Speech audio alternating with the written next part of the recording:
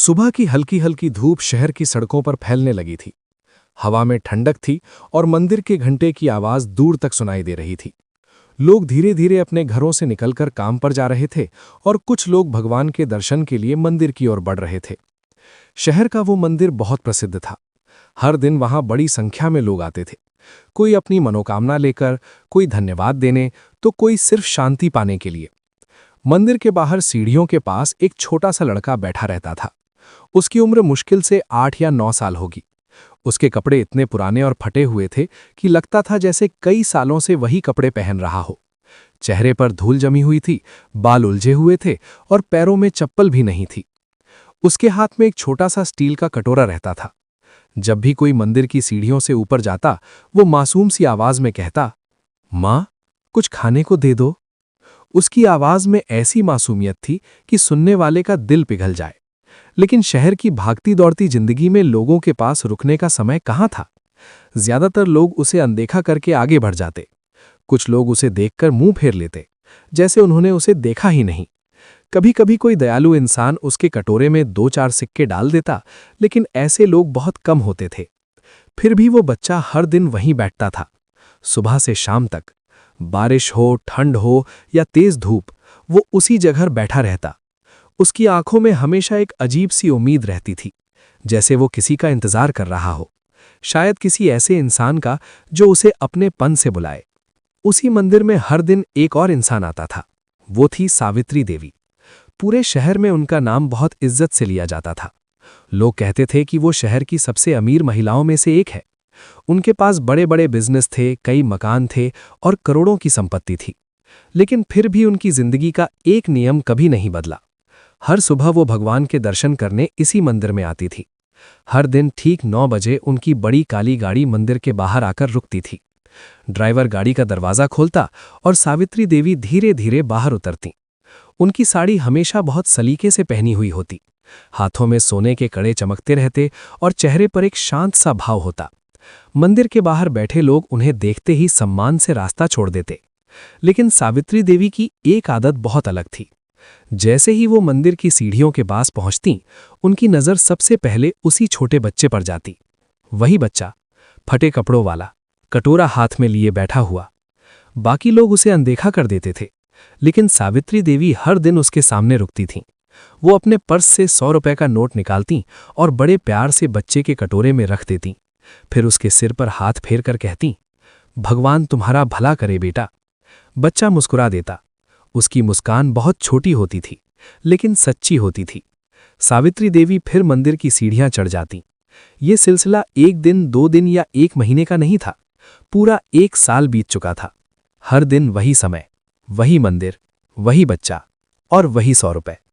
धीरे धीरे मंदिर के आसपास के लोग भी इस बात को नोटिस करने लगे थे।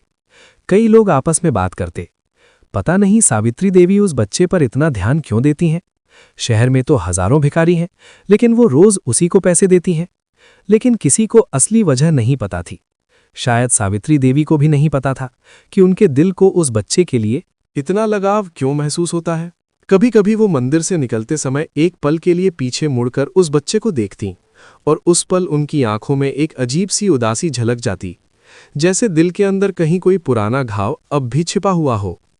लेकिन किसी को नहीं पता था कि किस्मत बहुत जल्द एक ऐसा सच सामने लाने वाली थी जिसे सुनकर पूरे मंदिर में खड़े लोगों की सांसें थम जाएंगी। मंदिर के बाहर बैठा वो छोटा सा लड़का धीरे धीरे वहां आने वाले लोगों के लिए एक पहचाना हुआ चेहरा बन चुका था। कई दुकानदार उसे दूर से देखकर ही पहचान लेते थे। किसी को उसका नाम नहीं पता था, ना ही यह पता था कि वो कहां से आया है। लोग बस उसे मंदिर वाला बच्चा कहकर बुलाते थे। सुबह होते ही वो मंदिर की सीढ़ियों के पास आकर बैठ जाता।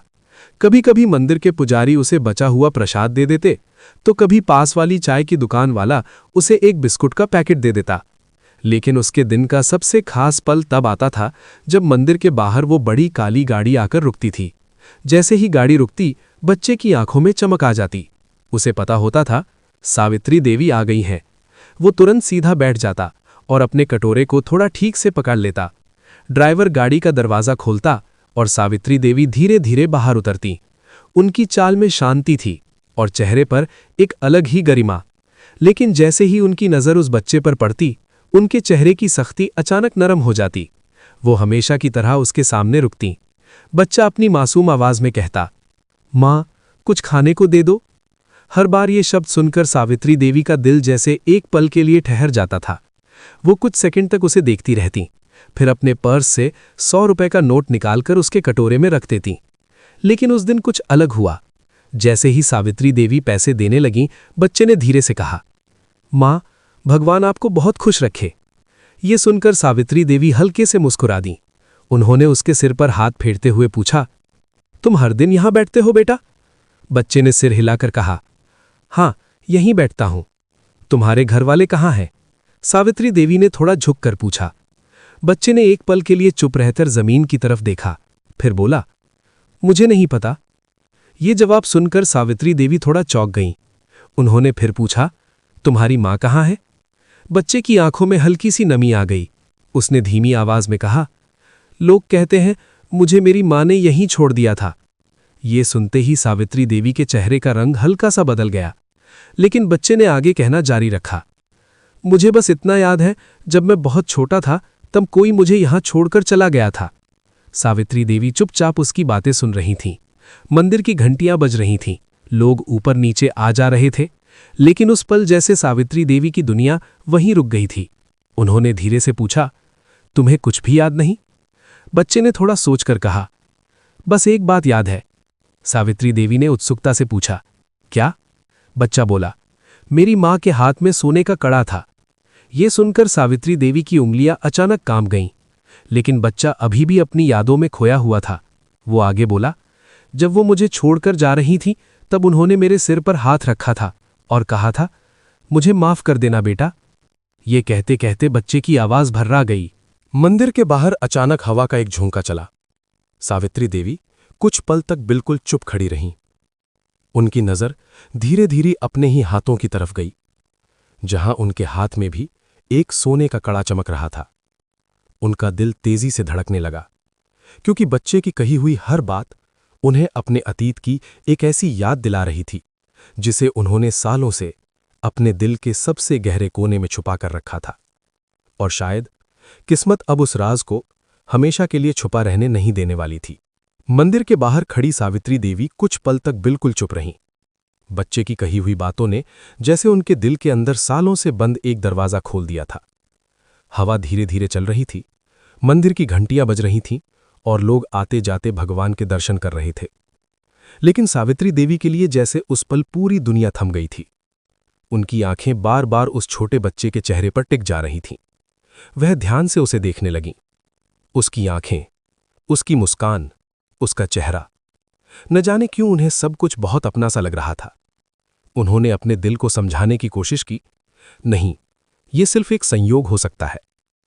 लेकिन फिर भी उनके मन में एक अजीब सा डर और बेचैनी बढ़ती जा रही थी। उन्होंने धीरे से बच्चे के पास बैठते हुए पूछा, बेटा, तुम्हारा नाम क्या है? बच्चा पहले तो थोड़ा हैरान हुआ, क्योंकि आज तक किसी ने उससे ये सवाल नहीं पूछा था।